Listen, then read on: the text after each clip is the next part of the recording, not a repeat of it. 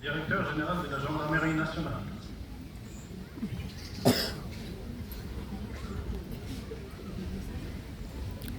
Monsieur le ministre d'État, ministre de l'Intérieur, Monsieur le préfet, Monsieur le maire, Mesdames et Messieurs les élus, officiers et sous-officiers, chers camarades, Mesdames et Messieurs, cher Thibaut de Montrécourt, de Beltrame, cher Damien, cher Olivier. J'ai rencontré le colonel Arnaud Beltrame il y a plus de 20 ans. Il était alors un jeune élève officier de gendarmerie et moi l'un de ses 4 instructeurs au sein de l'école des officiers de la gendarmerie nationale à Melun. Issu de l'armée de terre, il avait finalement choisi le service quotidien au plus près des Français.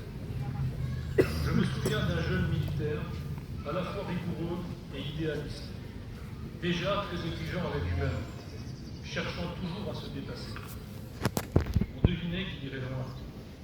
Il ne faisait pas les choses à moitié. Sa vie, il ne la concevait pas autrement que dans un engagement total.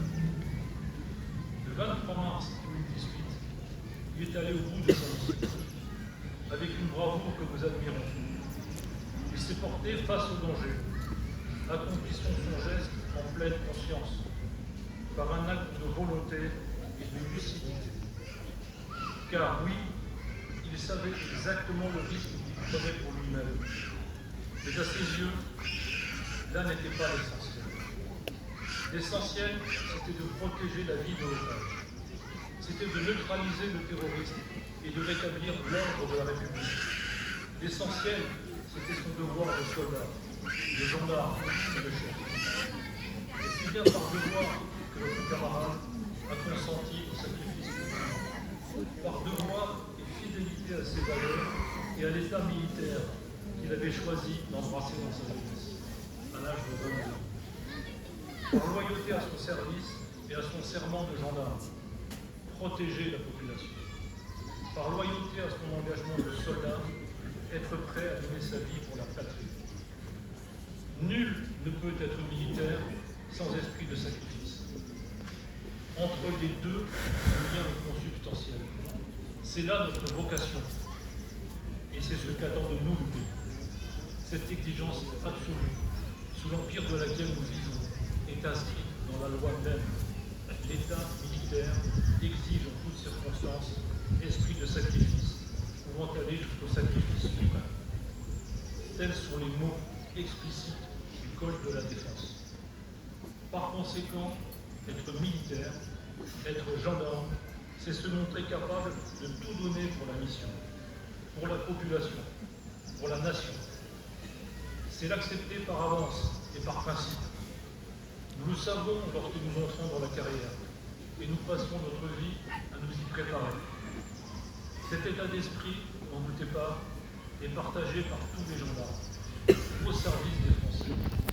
Régulièrement, des camarades donnent leur vie pour leur engagement, tel le maréchal de logis-chef Nicolas Molinari et le major Xavier Salou, tombés en policier il y a tout juste un an, lors de l'insurrection de Nouvelle-Calédonie. Il faut bien comprendre que cet esprit de sacrifice ne se relève pas seulement dans des circonstances exceptionnelles. Il se forge, il s'entretient dans toutes les abnégations du quotidien, humble peut-être, mais non moins nécessaire, dans l'accomplissement de chaque mission, dans l'engagement de chaque instant. C'est par la fidélité aux petites choses que l'on se prépare aux grandes choses. Être militaire, c'est donc accepter la loi de perpétuel contraire que décrivait le général de Gaulle.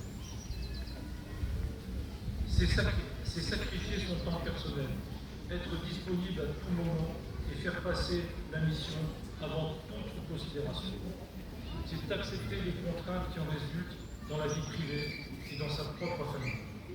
C'est affronter la dureté et le caractère toujours imprévisible de la mission, la souffrance, parfois la mort.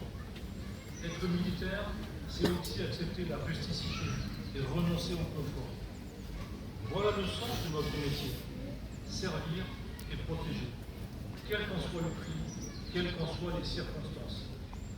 Cet engagement quotidien façonne notre résilience individuelle et collective, dès notre formation, comme tout au long de notre carrière. C'est le colonel Beltrame les avait acceptés et il les assumait. Il les vivait aussi avec conviction et intensité, jusqu'à l'ultime don de soi. Le sens héroïque, sans nul doute, le constitue comme une discipline. Telle est, à mes yeux, la signification profonde de son geste. Le courage ne vient jamais de nulle part, il s'entretient. Il est une forme d'ascèse physique et morale. Oui, l'état militaire est fait de devoirs. Voilà pourquoi ce lycéen mérite le respect. Plus de 500 communes et des lieux publics rendent aujourd'hui hommage à notre camarade et portent fièrement son nom. Ce soir, cet après-midi, la statue que nous inaugurons ici, à Brie-sur-Marne, marque à son tour cette reconnaissance, celle de la population qu'il a protégée partout où il a servi.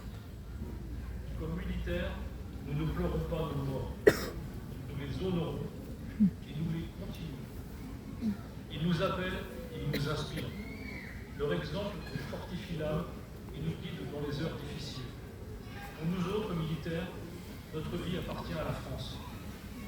Grand soldat, héros de la gendarmerie nationale, le colonel Arnaud Beltrame a vécu et il est mort pour la France. Il n'est pas du plus grand honneur. Vive la gendarmerie nationale, vive le colonel Beltrame.